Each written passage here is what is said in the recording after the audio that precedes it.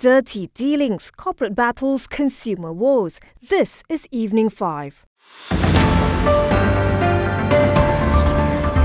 IHH Healthcare, Malaysia's biggest hospital operator, said it is acquiring the 600-bed island hospital in Penang for 3.92 billion ringgit in cash from Affinity Equity Partners. The deal includes vacant land valued at 223 million ringgit. The transaction, to be financed with internal funds and external borrowings, is expected to be accretive to its earnings and return on equity from 2026.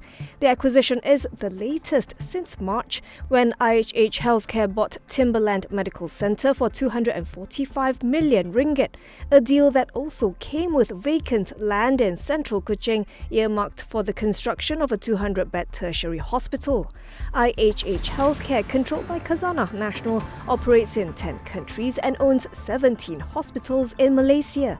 Its CEO, Dr. Prem Kumar Nair, said, Island Hospital presents a transformative opportunity, and its leading position in Penang, extensive specialist pool and clinical offerings, as well as its status as the hospital of choice for foreign patients, make it an asset that complements the group's growth plans.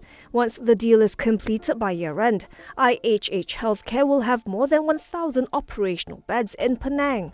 Island Hospital has about 119 resident and visiting specialists and attracts nearly 1 in 3 inbound foreign patients to Malaysia.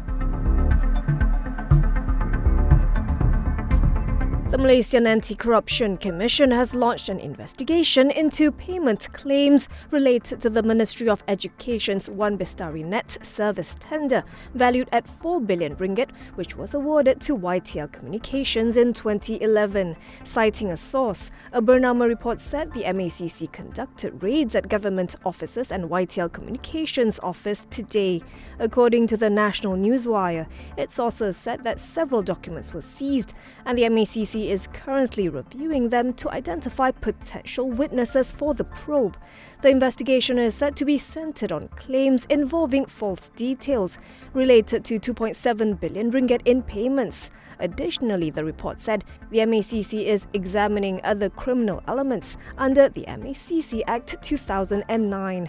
It added that the matter was confirmed by MACC Investigation Division Senior Director Datuk Sri Hishamuddin Hashim, who said the case is being investigated under Section 18 of the MACC Act.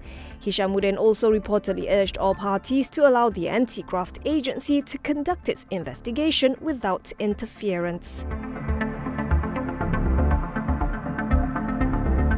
Local stocks slipped today amid a global equity sell-off after a record tumble in chipmaker Nvidia Corp's share price and weak data renewed fears of a US recession. The Bursa Malaysia Technology Index, which tracks 49 stocks, was the biggest loser among local indices with a 2.7% decline.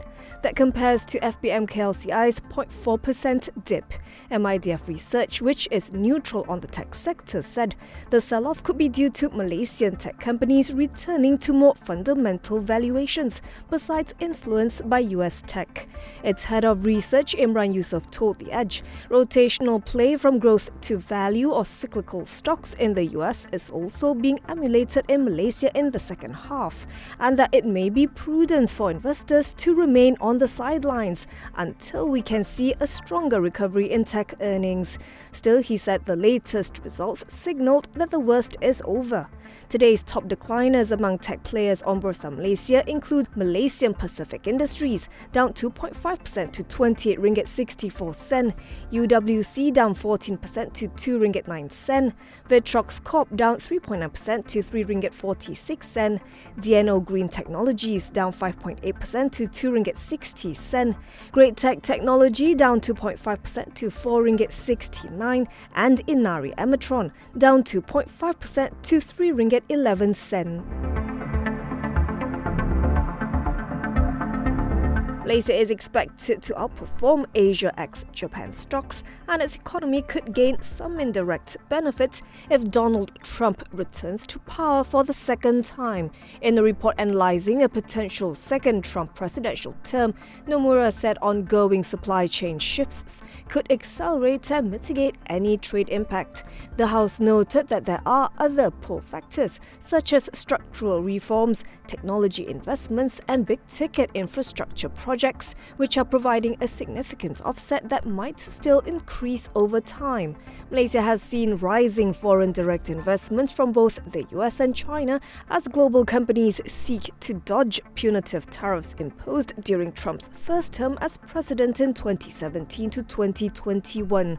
Nomura said Malaysia has the greatest scope to move up the value chain, and its electronics sector would be at the forefront of investment flows, flagging Inari Amatron and Globetronics Technology as potential winners.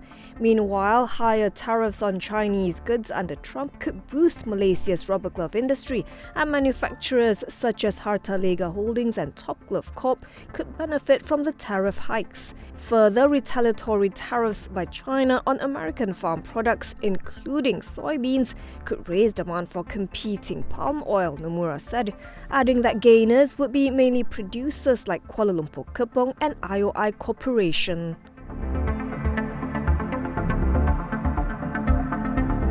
The Attorney General's Chambers has dismissed the representation by Segambut Bersatu Deputy Division Chief Adam Radlan Adam Muhammad on the 12 charges of corruption and money laundering against him. The prosecution informed the presiding judge Susanna Hussein of this in the KL Sessions Court earlier today. Adam submitted the representations through his lawyers on July 4th. Usually, letters of representations are sent by lawyers seeking to reduce or withdraw the charges against their client. Adam's counsel informed the court that the trial can commence on the date set previously, which is November 13th. The defence will proceed with cross-examining the prosecution's first witness, R. Harshini, an assistant registrar of the Companies Commission of Malaysia. The prosecution informed the court previously that they will call 20 witnesses in the trial. Jana Wibawa was mooted during the Perikatan National Administration, in which Bersatu was a component party. The then government of the day said the program aimed to improve the capacity of Bumiputra contractors in the construction industry, as well as expedite project rollouts to spur economic recovery post-COVID-19.